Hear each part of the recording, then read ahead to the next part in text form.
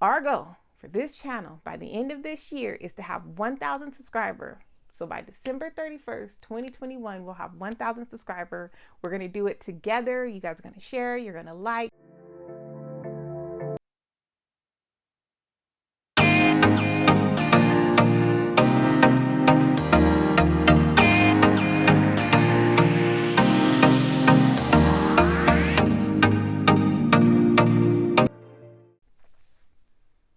Hello and welcome back to another installment of Jamila's journey through hypothyroidism. If you are returning to watch another video about my life with a disease that I did not know I had until February, thank you. I appreciate it. If you are hitting the watch button because you saw something in the thumbnail, thank you very much. I do appreciate it. Go ahead and hit the subscribe button and the notification bell so that way you'll know when I drop a video. I'm currently working on trying to do 2 per week, depending on how I feel.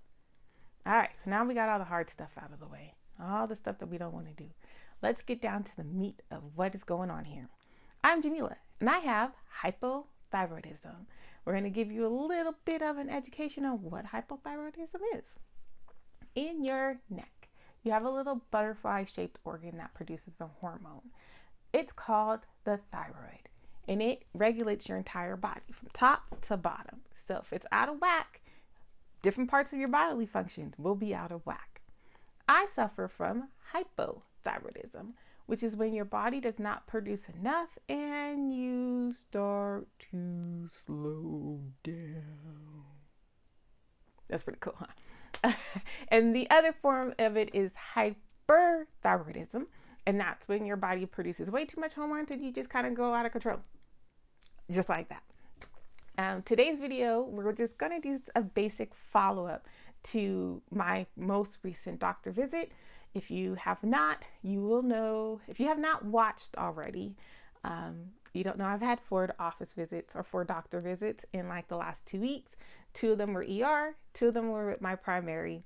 I will drop the links down below for those videos if you want to watch them. If you're primarily here for anything that has to do with my COVID related experiences, up here, maybe up there, or somewhere up there, there's a card to tell you to click the little playlist. I'll try to have them in order for you. All right, let's get back to the nitty-gritty. So a few days ago, I had a follow-up visit with my primary because she requested that I have blood work done. And the purpose of this blood work was A, make sure I wasn't clotting, which I wasn't because you know when you're clotting. Number 2, to check my minerals, my electrolytes, and my essential vitamin levels. Number 3, to check my thyroid hormone level. And number 4, to check to see if I have an autoimmune disease. So let's go over some of these numbers. Clotting did not happen. So what we're saying now is that somehow, some way, my body just reacted weird to the Johnson & Johnson vaccine. I'm not clotting. I don't have anything wrong with my head. The headaches are still there. They're waning. We're going to go ahead and continue with the whole that they're waning and hope that they completely disappear. Brain fog is still there a little bit, but nothing really bad. I'm still monitoring my extremities to make sure nothing swells. There's no deep pain. She did check to make sure I didn't have a stroke with my eyes. We're good. So Johnson & Johnson right now, we're good. I should be completely vaccinated in about 2 more weeks. And after that, your girl is going to go to a restaurant and sit down for dinner. Maybe. Depending on how the numbers are where I live. So the next thing that she checked for were my mineral electrolytes and vitamin levels. Minerals and electrolytes were great, which I kind of already knew because I drink Gatorade. The way that I try to maintain my energy is to drink Gatorade, and it also gives me extra amount of calories since I don't eat or drink as much as I used to. God, how I wish I could eat and drink how I used to. Like, I would love to eat a whole chicken right now. Yeah. All right, back to the normal stuff. So those are fine. It's my vitamin levels that are really low. In particular, my vitamin D, which is like non-existent. and my vitamin B, which is in the low range. So the plan of action is to put me on another pill. I swear, for someone who never liked to take pills, now my life revolves around taking pills. I'm going to be on a 10-week dose of a lot of vitamin D, like 50,000 UIs a week as one dose. But we ran into a problem. It's gel. I don't do gel. I grew up not eating pork, so I don't eat pork. If I put pork in my body, I instantly get sick. And since I'm already throwing up, having digestion and acid reflux, we're not doing anything to this tummy right here. So they're trying to see if there is a way to work around that, or if there is another prescription I can get. But I'm assuming there has to be, because what do you give people in Israel if they have to take a whole lot of vitamin D? Or what do you give people in Saudi Arabia? Or what do you give people who are kosher or halal? They can't have pork. So, or Seventh-day Adventists, right? Seventh-day Adventists don't eat meat. I think that's it. Yeah, I think they don't eat meat. So there has to be some way around it, but they're researching it. I don't know. So that's where we're at with the whole vitamin D. After we get my vitamin D levels up a little bit, we'll introduce the vitamin B. So another pill I'll have to take for as long as they say to take it. The next thing that she checked was my TSH levels. I knew something was off with them because a lot of the symptoms that I had were starting to come back. So I went from being at about a 2.2 in February to about a 3.36 is what I was at a couple weeks ago. And that puts me in what they call the high norm. I'm just over 0.5% away from being in the hypo phase again. She wasn't too alarmed. Remember, I've only been on my medication for a couple months, I think 90 days, something like that.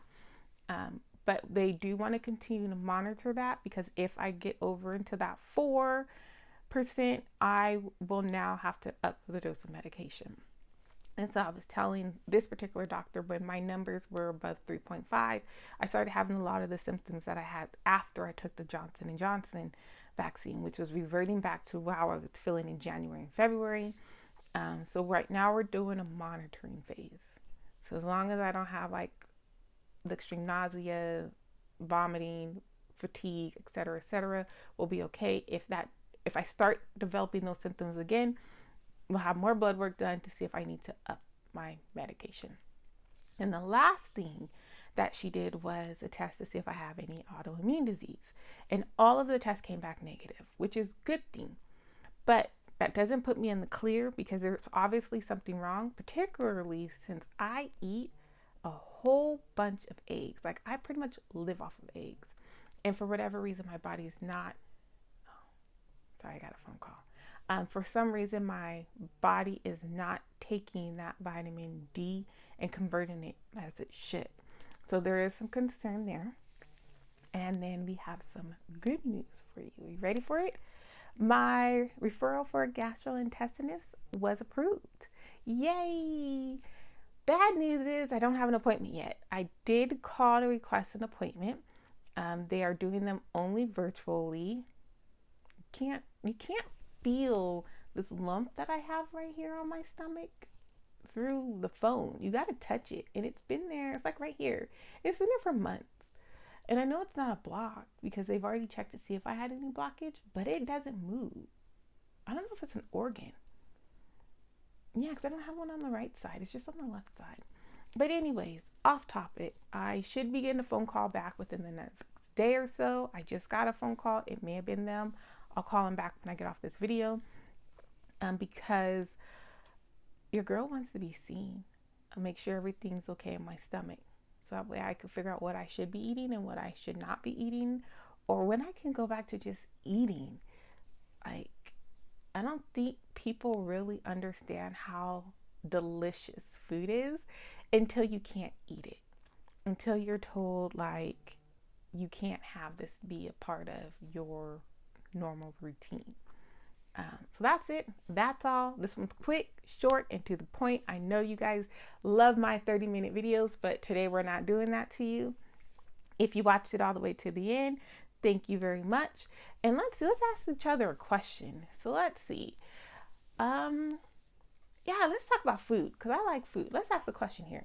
If you watch this video all the way to the end, please let me know, what is the one food that you cannot live without? I'll tell you what mine is. Tacos. And I'm not talking like Taco Bell tacos with the ground beef. I'm talking about like street tacos with the carne asada and the salsa and stuff like that. Like, that's what I cannot live without. And I really want to eat like, I used to eat like 6 of them to 10 of them at a time. And now I'm lucky if I eat one. What is one taco going to do for a person? Nothing.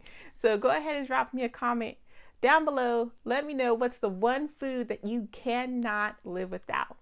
If you haven't already, go ahead and give this video a like. I appreciate it. So if you haven't already, go ahead and hit that subscribe button down below. The goal for this channel is by December 31st, 2021 to have 1,000 subscribers.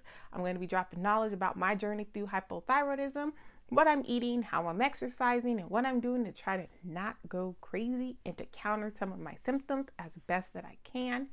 If you've shared this video, I appreciate it. If you subscribed, I appreciate it. And if you're telling people about it, I appreciate it. I'll see you guys in about a couple of days with another video. Thank you very much. Goodbye.